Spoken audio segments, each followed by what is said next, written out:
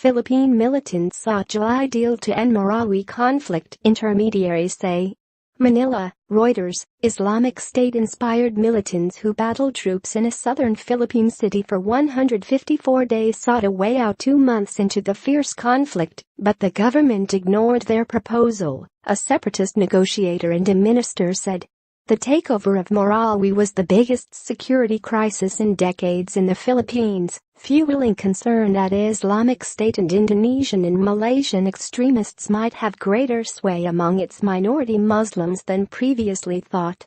Abdullah Maute, one of those leading the Dawla Islamiya rebel alliance in the city, had engaged Muslim leaders to urge President Rodrigo Duterte to let the militants escape in return for the release of scores of captives, one cleric said.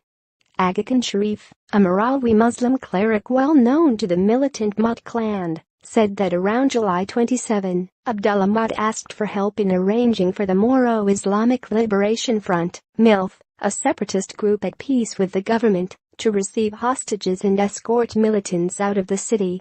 He agreed to negotiate to leave Marawi on the condition the MILF is involved, Sharif told Reuters. I told him when he goes out of Marawi, there's no guarantee the military will not kill him. He said, no problem. He was very serious at the time. The violence in Marawi killed more than 1,100 people, mostly rebels, and the city center has been destroyed by artillery and government airstrikes. The military believes Abdullah was killed in an airstrike in early August, but the body was not found. His brother and co-leader, Amar Kayam, was killed on October 16, along with Isnailan Hapalan, Islamic State's emir in Southeast Asia. The government allowed the MILF to operate a peace corps in Marawi that helped rescue hundreds of civilians. The MILF's top peace negotiator, Moher Iqbal, confirmed Maute made the proposal, but the government had ignored it. There was no formal negotiation and our role was only to facilitate.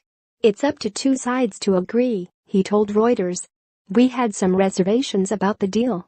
Although some of the Maute members were former MILF, we doubted their intentions and sincerity. We do not know if they would honor the deal. Scores of hostages escaped or were rescued in the last few months of the fighting, but it is unclear how many may have been killed. Authorities have yet to retrieve all bodies from a battle zone that is still littered with unexploded munitions and homemade bombs. The army says a few militant holdouts are still hiding in what is now Ground Zero. Defense Secretary Delfin Lorenzana told Reuters Duterte was aware of Maute's request to flee Marawi in exchange for hostages, but the offer was too little, too late. Too many soldiers had been killed, he said. If they had proposed that in the first week, when there had not been so many casualties, then it would have been okay. It was too late. Duterte, was no longer inclined to entertain any deals with them. Editing by Clarence Fernandez.